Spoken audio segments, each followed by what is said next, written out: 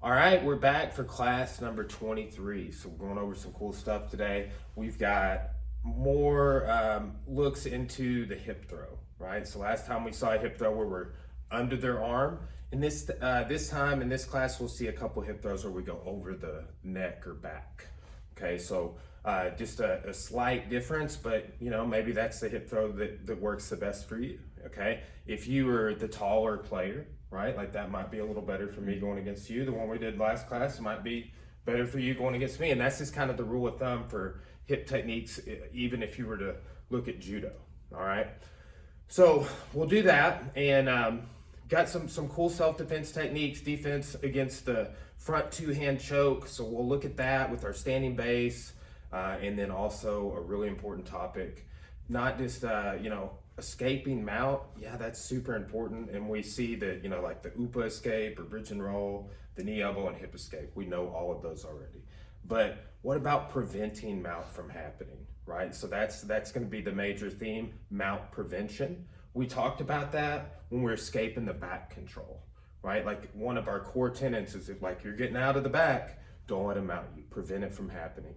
So if somebody's in side control and they're trying to slide across or step over, we're going to do all the techniques that we could use to prevent that from happening, okay? So that'll be the major keynote themes for this class, and we'll get started with a little bit of a warm-up, and we'll be doing some of the movements that will directly translate to the techniques we're doing, all right? Backward hip escapes, and when you get down there, just stay down and then come forward hip escapes. Good, invert that heel. Stay low, nice, just out, slide along the mat. Good, and just start pulling yourself forward.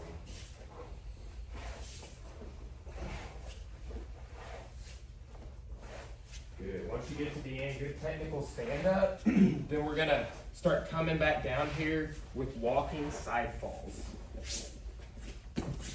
Nice, walking side falls. Good stand up each time.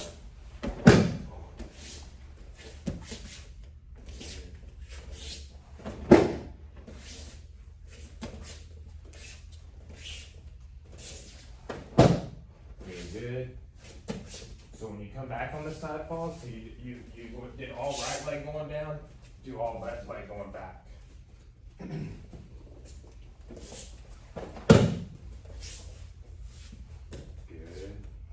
Get those hips out to the side a little bit.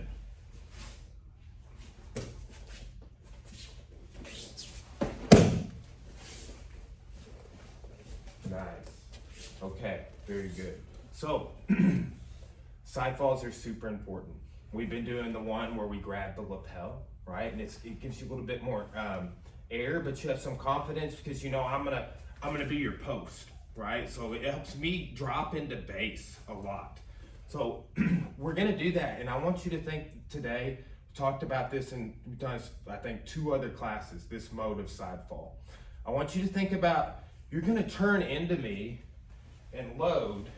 But then so that's like the coil, and then you're gonna uncoil and slap, right? So, and you've been doing a great job with these, but that's just kind of explaining it to the other students doing it, right? So with this one, so you'll run and grab this hand, side fall, get up in base, walk back this way and do the other hand, right? Let's go. Nice, good.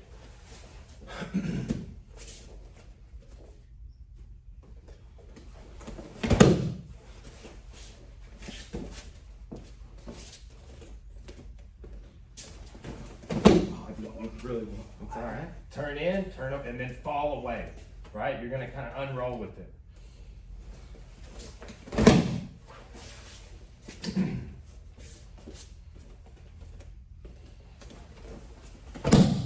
Good. So, good. Get up in base.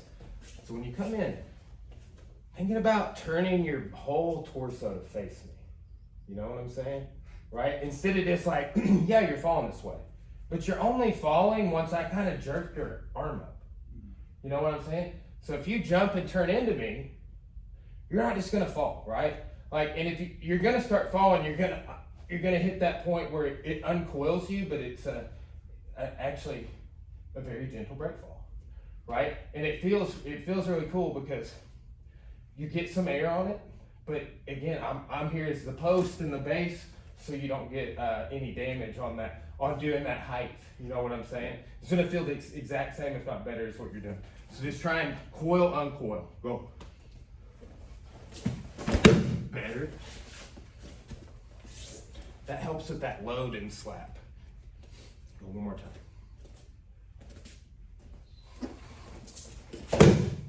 Good, got some good height on that. Very nice. Okay, let's get right here and let's see some bridges. Just side to side. Good. Remember, we want to kind of focus on the head detail. Go back to your back. Yes, so it's going to be, freeze. It's going to be like here and then there. So you go to the side and then look up and then bridge. Side up, bridge. Yes. Kind of an oblique. Yeah, see, you're doing an oblique crunch there, and see how that temple, like your temple goes on the mat when you do it that way. Nice. That ensures that you go over the top of your shoulder. Very good. So this is just bridging, right? And if you're thinking about doing this on a technique, you want to kind of, if you're bridging this way, kind of point your knees that way, just subtly, right? Nice. That's kind of, yeah, so you're driving more with one foot than the other. Very good. Feet a little bit closer to your hips, but yeah, good, nice. That's perfect. Good. And you may need to adjust this if you do this repetitiously, right? Now, that's good. What I want you to do next is a bridge, and then I want you to come up over into turtle. And this is like our legs to scissor over each other. It's like a reverse needle thread is what we call it, right? But some people call it legs scissor, or scissoring the legs, right? Go ahead.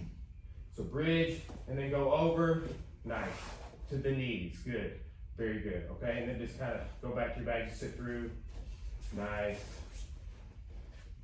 and bridge, nice. Now let's say you land flat. So go belly down flat and be like this, okay? Now if I was like on a front headlock on you, slide back, right? So go back to your knees, boom, there you go. And then you can sit through, right? There's also gonna be times where you bring your knees to your elbows. So sometimes you'll bridge and you'll be to your knees. You might be a little extended, bring your elbows in. Sometimes you'll be flat, right? Then you got to bring your knees up a lot of times. Sometimes if you're flat in a certain context, you might retract as well. So just different ways of getting into a base from belly down, right? Like, it's just like on our back is the lowest level of the positional hierarchy, mobility, in terms of mobility, right? Same thing, think belly down. Yeah, it's, whatever. I turn belly down to escape chokes and stop the guard pass. So, but I'm doing these things with it that we're talking about, right? It's all like, yeah, I turn belly down, but what next? Okay, so that's just kind of a couple ideas there. Give me two more of the bridge, and bridge to turtle or bridge to belly down. Go. Boom. There you go. See, you retracted. I like that. Good. Hey, very nice. Okay. So. That's just some basic movements, and it's directly related to the stuff we're going to do today. This is one of the very first techniques that's taught in a lot of self-defense programs. You look back to the Gracie Master Text, one of the very first techniques, and it's two-hand front choke defense. So we're going to just look at it from a perspective of our base, and then we're going to progress and add to this concept by implementing a hip throw off of that grab, okay? So here's the context on this, right? Like when I'm grabbing you here, that's something that may occur more against the wall, right? It may occur a little more in the context of me pushing you back. We do this throughout the program with one hand or two. So there's also, it may be further translated to this, right? Where I'm grabbing the collars, right? My hands are in a very similar formation. Now, you may be my size, learning jiu-jitsu or watching this, and be like, I don't have to worry about people grabbing me that way. But the thing is like smaller people, that is more of a thing. I feel like this sort of idea, the two-hand choke, if you train martial arts, you're like, yeah, look, I wouldn't do that.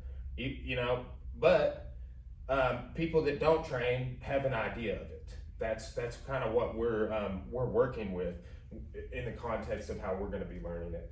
And we will play with it, pushing back a little bit today. Like I'm going to be pushing backwards to get the technique, or for if I'm pushing you, you're going to get the technique. So that'll be the idea. But first, we just need to practice getting into base. So just stand in neutral, hands are down, right? We're relaxed, just nice and comfortable. So what we're gonna do is we're gonna step back into 4-point base, and we're gonna do something a little different. Our hands, same thing, but I want you to bring your shoulders up and your chin down, like this. When I do this to Cora, she's like, what are you doing? You're super intense. Because I'm trying to trap your hands underneath my neck and into my chest versus them being around like my arteries, right? So just kind of watch here, I go like this, and it makes you have a kind of a funny looking face when you do that, right? But when you step back into that 4-point base, the hands go up, the shoulders come up, and the chin down. I'm not holding my shoulders up like that all the time. I'm doing it because of this technique that's happening, right? Otherwise, I'm usually pretty relaxed in my shoulders. Even though my hands are up, I need to be able to move and my shoulders are relaxed so they can move as well, okay? So with this, just practice stepping back in that base a couple of times. Here, yeah, good. And then do both sides. Nice, we'll do a couple fitness.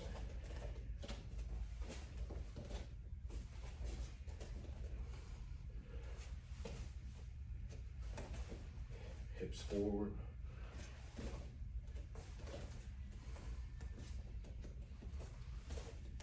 Right, so good. The key thing is that shoulder and chin down.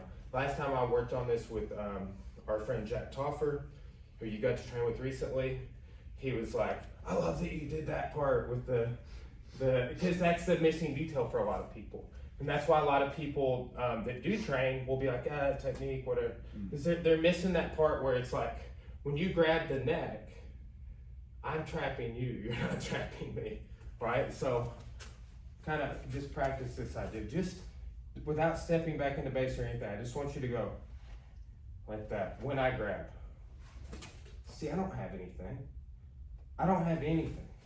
Your shoulders coming up and your chin going down, it took everything away, right? So that's like just simple, but if you don't do that, I got you, right? So, there's some value in learning this, is the moral of the story, okay? So what we're gonna do, we have to be able to defend against strikes, okay?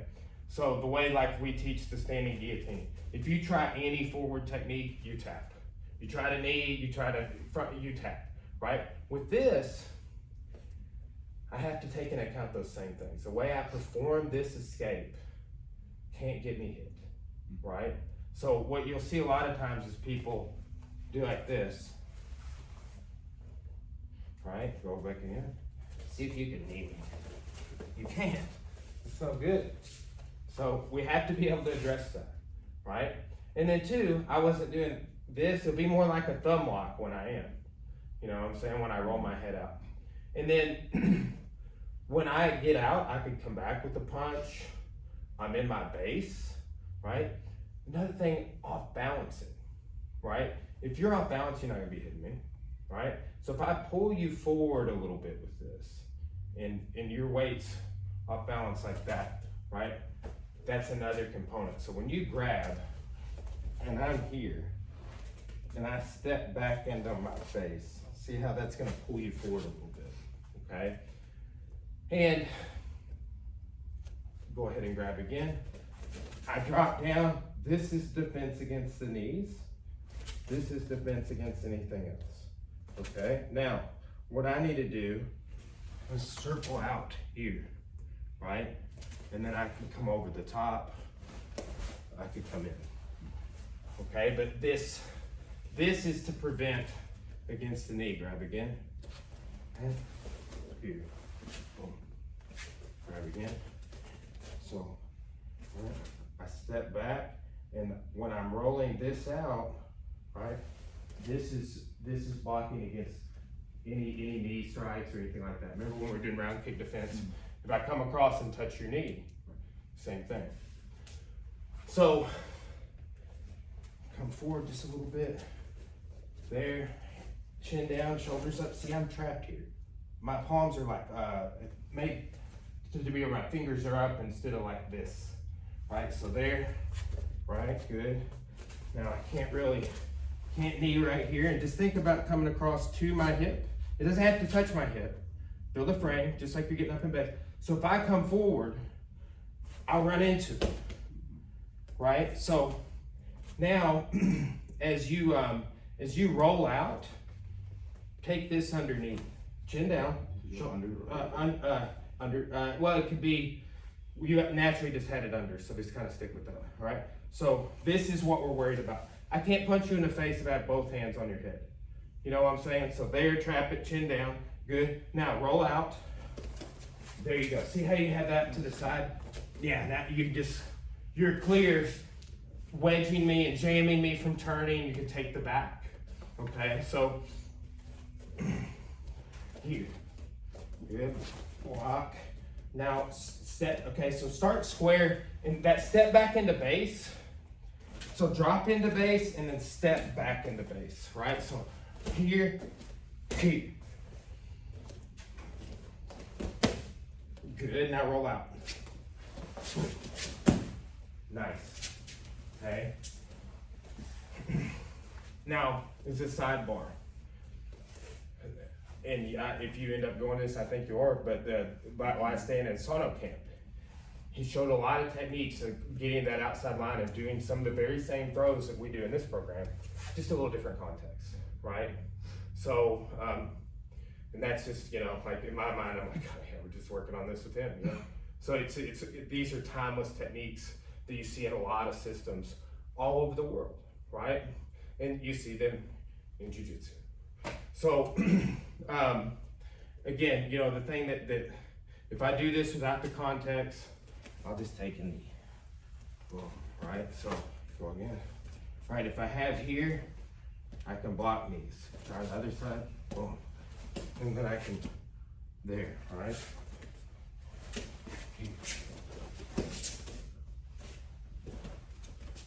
So, two-hand front choke defense, it's important, is a basic.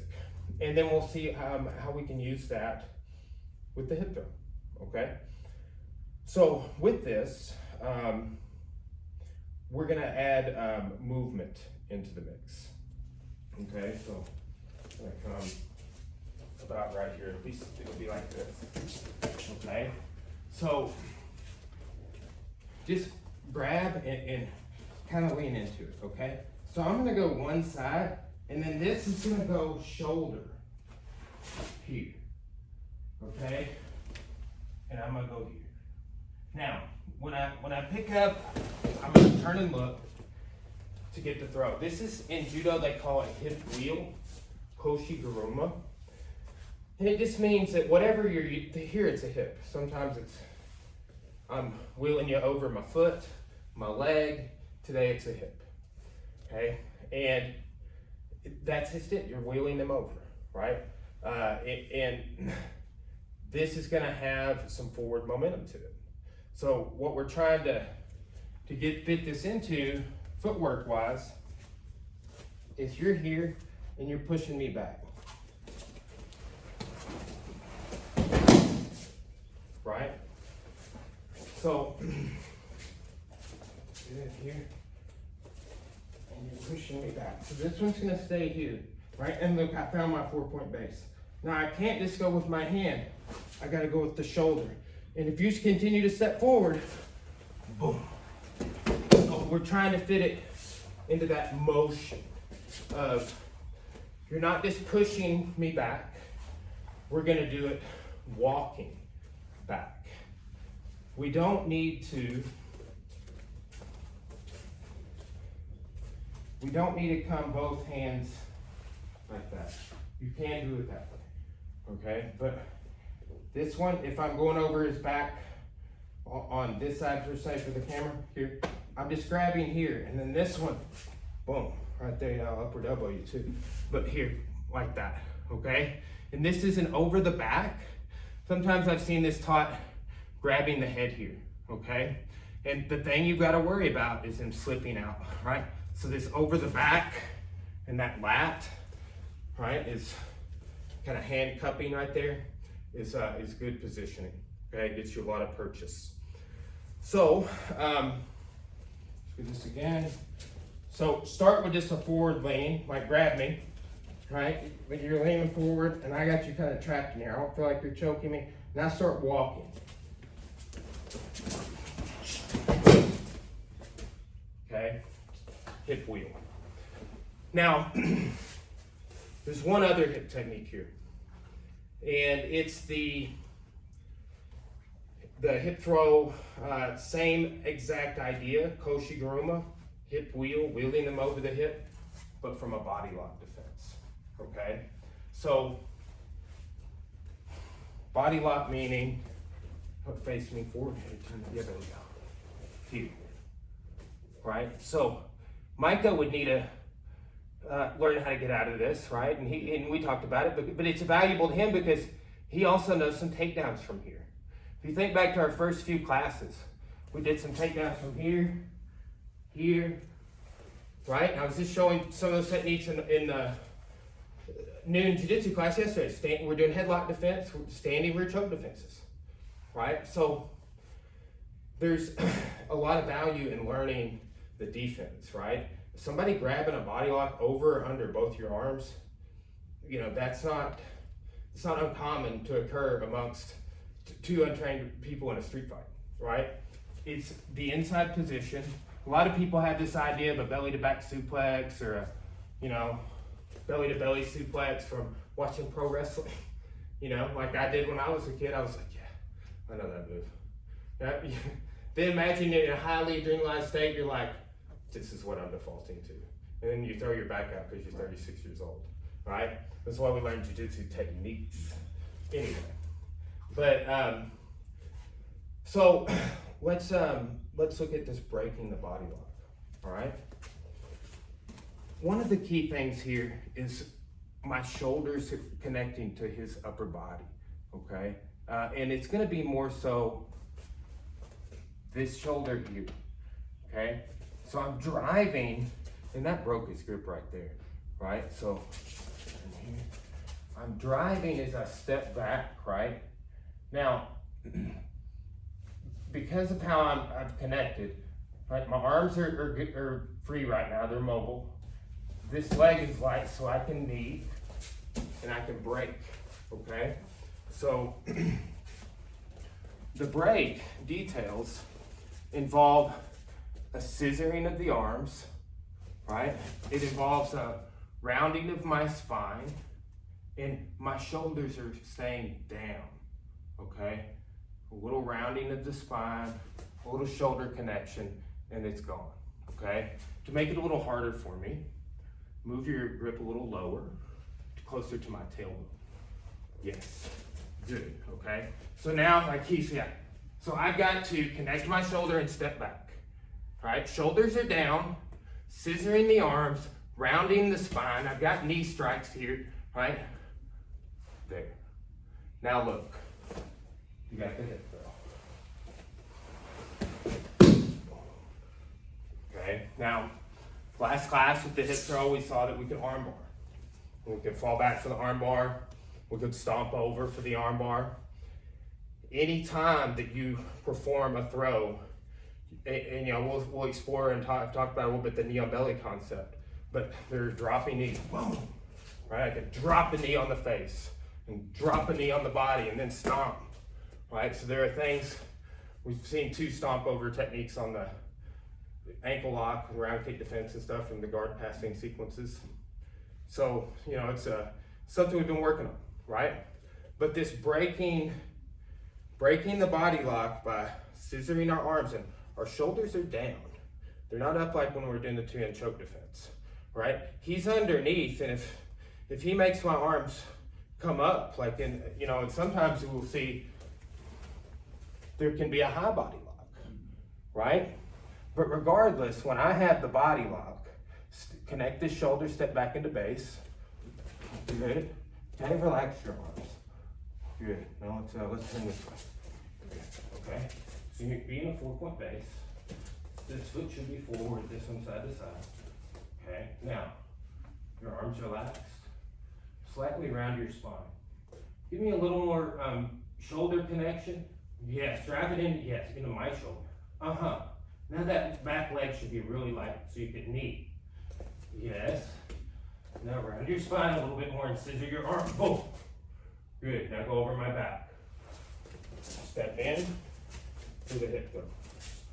Right there. Good. Okay.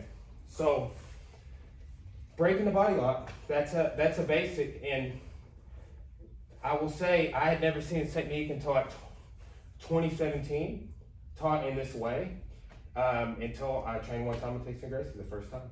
And I want to say, there was back-to-back seminars. I want to say he may have showed it in both, right? But it was just a emphasis on the shoulder connection. If the shoulder connection exists, you can strike with the knee because that leg is light. But also the mobility. Oh, hey, this leg's light, it can move around. My arms are here, right? If you let go, I can counter and defend. But it's just another smooth entry, just right there on this hip throw, right? So that's those are our throwing techniques, and we will come back with some mount prevention next. Okay, taking a look at some mount prevention, right? So last class we saw an escape from head arm side mount and from cross side mount. We talked about also the concept of hook removal. So we're going to use that as kind of like a stress test 1 and 2 today on that hook removal. And with how we're going to get out of head arm side mount, we're going to use the knee elbow escape, and we're going to time the transition from when they move from head arm side mount to mount with the knee sliding across. There's just a moment there where I have the ability to start that escape. There's a window, okay? So we will see the knee elbow escape there, but then we'll switch over to cross side where the elbow's not under the head, it's on the far side. And we'll see that the knee elbow escape is there too, right? But instead of looking at the knee across, we're gonna be looking at the step over transition, right? So we'll see a knee elbow and an upa from there. And again, we're doing a couple of techniques, looking at a couple of ways to do one of the techniques and a couple of ways to do the upa from 2 different side controls. But guys, really, we're doing one thing, and that's mount prevention. Okay, so however you want to think about it, you know what mount is, you don't want to get put there. If they have you in side control, they're close to putting you there. They're either going to do that or take your back, or they might submit you from side control, right? We're working on escapes from side control, this little block right here of classes, last class, this class, and the next class, right? So go ahead and put me in head arm side mount, please. Okay, so this is going to be a frame here in his hip. It kind of monitors him from going to north-south, right? And my elbow is wedged against his hip and can kind of follow his leg, right? And this one is going to be here, across face. Now let's say he's kind of down. What I can do is kind of punch him here, right? Nothing says you have to be nice to them when you're getting your hand placement, right? He's trying to put his shoulder on your jaw and jack it the other way, So go ahead and get your grip back. And I have my neutral sort of positioning here. So the idea is that Micah is going to start sliding his right knee across my body. Now when he's doing that, look at this hand I was talking about, right? Keep going. Right there. Now, with this, he's going to do 1 of 2 things. He's going to hold on to this, or he's going to let it go and start trying to get positioning. Now, what happens is hold your grip. So the most stress is that he holds on, he doesn't want to let go. Okay? And then, just the basic, stress level 1 is that he lets go, but my legs, I got to get him out. I got out of mount, right? and he's, you know, he doesn't really have a base, so he lets go to find his base, right? And I'm gonna move my hips to clear hooks, right? And then look, I'm in a good spot here where I'm off over to the side. I've got an arm isolated, so I could either maybe work out to take the back, I could attack this arm, I could switch to a vale tudo guard. I've got posture controlled, all right? So that is timing that transition when he goes over, okay? So I have cross face and this little candy cane hook here. It's a frame, right? And he slides across. When he does that, look how I'm turning on my side. I'm already getting my heel inverted and ready to scoop under. He continues on to the mount. There's a little sweet spot right there. Now here's the second stress test. Hold on with your grips, okay? Like kind of squeeze a little bit. So I gotta, when I go to clear hooks, pull me in. It's all my hips. I don't care that you hold on to me. I'm holding on to you now, right? Because what this does, if you time it, it ruins their base, okay? Right here. Here, turn this way so that you can see. I don't want you to look bad on camera, all right? But I will say, for efficiency purposes, where you're doing the dominant side, defensive techniques, you should work both sides, okay? Here, head, arm, side. Cross face and candy cane for you, good. Now, here's the thing. Let's say they got you flat here and you tried to get out with what you knew and you couldn't move. Now it's patience. Now they're gonna move, right? So as they transition to mount here, right, start getting your legs ready. Yes, push that in, good. So I kind of let go there, start getting your hooks back. Good, nice. See, you got double underhooks, good job. That's a good control.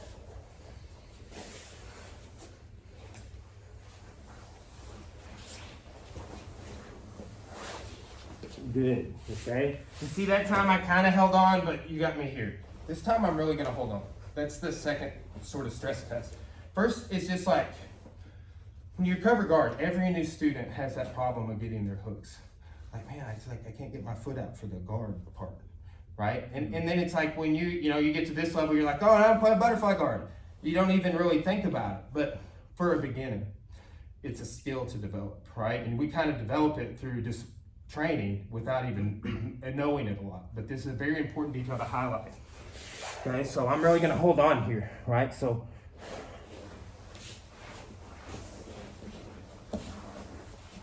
good. Put that hook back in. Turn your hips all the way the other direction. Shovel them like this way. Yeah. See, look, now you're off there. You can sweep me. Oh. See, it's because that extra, like, you could have pulled it out and not done that. You did. But when you turned your hips another quarter rotation, it took my base away, right? So this is kind of both. It takes the base and it gets the hook out. Like, but it's like that. It's the shrimping motion. It's that side to side hip escape motion that takes the base. Okay. Now let's look at cross side. And here's the thing: you can do this same escape from cross side, knee elbow. They're sliding across. We're going to transition and start looking at this the step over to mount. So people either slide their knee across typically, and sometimes they slide the other knee. That's not beginner class, okay? So people sometimes do that, and then people sometimes step over. And from the cross side position, the step over is very prominent and available, okay? So we're gonna time the step over. And then we're gonna also talk about, so we got that knee elbow escape, just kind of same concept. But when that arm is in that position, we can get back control. Perfect, okay? So there's gonna be that, and then we'll look at also from the same idea, step over, but we're gonna defend against strikes, and we're gonna use the UPA escape, okay? So put me in cross side control here, please. Okay, so Same idea on our hand placement. He's going to kind of switch your hips to reverse Kessa for me, Micah. Yes, okay. And you remember, this knee's gonna be up a little bit, and that foot's gonna be wedged in the mat, right? So, yes, kind of invert the heel, and then put your ball of your foot in the mat, so I can't, yes, good, okay? So, with here, and then that knee's kind of up a little bit. So, I'm looking for the timing of when you're stepping over, okay? So, go ahead and step over. Boom, right? Now look here. Because of where your hand was, and because I was able to do the elbow, I've got your back essentially, okay? But I need to move my hips out, and I'll either take your back and back mount seated, both hooks, or I'll flatten you, rear mount, both hooks, okay? Let's see what happens. Right, there's the rear mount option, or I pulled you over. That's back mount, and I'm on my side, but that's what I mean by seated, right? So like, we use seated as a term to delineate this, right? It's just kind of, it's back mount, right? We're both belly up, as opposed to rear mount, turn this way, we're both belly down. Okay, so those are going to be the two situations you get into. All right, let's go again. Okay, he switches his hips, goes to step over.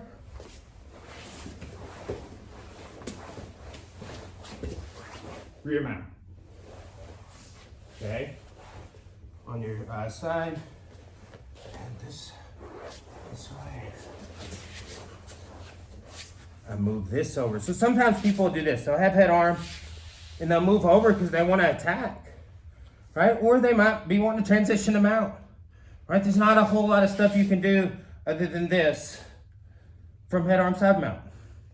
There's some things, but I gotta move my arm. So they move this arm, they go to sit through here, and when they go to step over, he's already got that heel inverted, he's based, and he's doing the knee elbow. Boom. All right, now, complete the transition. I'll bet you're gonna get back mount, but see what happens. There you go, boom. Right, seated back mount. Maybe you're on your side. Or just pull you into it? Yeah, remember, okay, so some of the escapes that we did were based off of pushing and pulling. So if you think back to class 5, and then my brain is not letting me recall the other class, but it's a companion technique to that, and it's one we did like 5 or 6 classes ago. Turtle down for me. So look, I either go here to take it back to see how I pulled you, come up to all fours, and bear crawl sideways, like those techniques. Okay, so but people pull you sideways to take your back. We talked about using like a spear foot to insert our hook when somebody's tight, right? It's basically you just pull them sideways. Now there are counters to that we teach also, but if that's a common mode, is to pull them sideways. The other method would be, just start from the beginning. You slide over, or step over, rather, yeah. Okay, so here, boom. Now, look, I could fall either way and take your back to back mount, or I could flat. Okay, so, like that.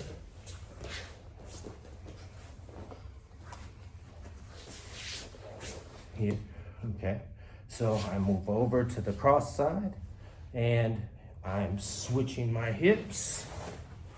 You've already made it where I don't like this, right? Because you've got base. I can't control the hip line. I go to step over, you escape. Now when I get light, good. And get, yeah, one out, one in. It's almost like calf guard right now. So you have this is one hook. Think about that one hook for your back control. You're either gonna pull me sideways or step over. Boom. flatten out. Okay? Come back, put this right here. Step over. We come up on your hip. Yes. Step over. Flatten. Yes. Okay, now stay here. See, I can do that. Round your spine. I can't do that anymore. Okay? So a lot of, and you can do the round spine to flatten, but a lot of times we'll here to flatten their base. And when you get them flat, you round that spine, it'll keep their upper body more on the floor. Okay? Now, that's the knee elbow to back control from when they step over. Okay? Now let's take a look, the last one, the UPA escape. Also when they step over. Okay? Now with this, there's gonna be a couple of things. Okay, so go ahead and switch to reverse Kessel for me. So this is when they're here. I want to acquire this, right? So let's go back to cross side. So now switch to that Kessel, please. Back. So if I don't do something like this, like start hitting me. Boom, boom. Yeah, you got elbows, right? You got knees over here, whatever. Okay, so I need to be able to mitigate some of that. Here's one mode. I connect my arm to the inside of your elbow. Can you hit? Not really. Okay. Now, that is option one.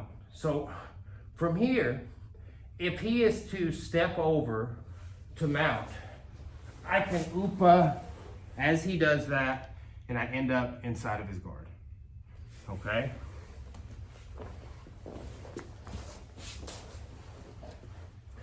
So as he switches, I get my underhook, I roll it through. The second UPA is I go to side control. Now, this one is before he steps over. I come out with this, and sometimes this is out, unfortunately. But you want to stop him from going north-south, so just like we stop him to coming from back mount to mount, and mentioned that earlier, here, I pull down, okay? I grab his hip bone, and I pull down. So there's this, and there's this, okay? Now, Micah, step over to the mount. You can't, okay? And I've got you in a nice sort of Kessa variation where I do have the underhook, right? But I've got like a Katagatami going right here, so double underhooks with the arm over. So that gives you gift wrap, it gives you future chokes if you're getting a little more advanced in beginner class, right? So that's the two UPAs, and they're timed, right? One's as they're stepping over. Again, if you time that one, you end up in the guard. If you have really good connection, you get that underhook, you time that, you got that hip control, they're not stepping over, right? So here's, let's go over that with you real quick.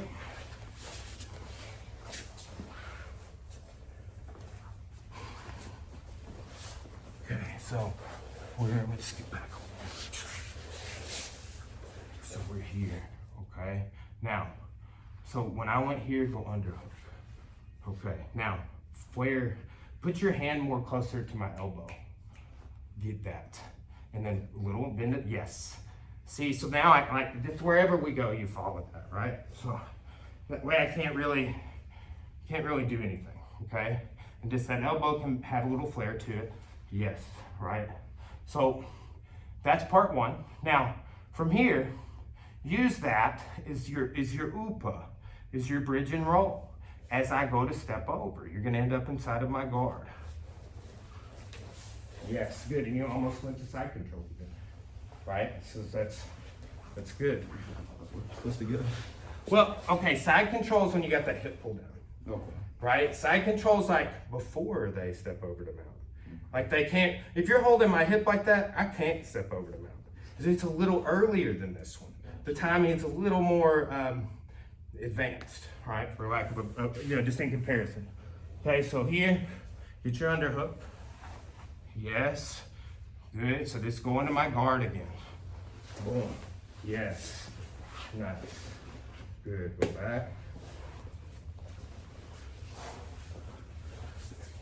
Now, here, get your underhook.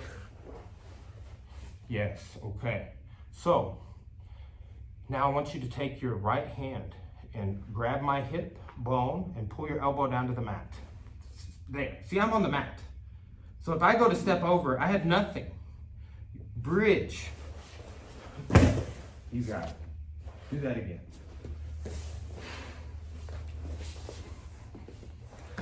Just toss it.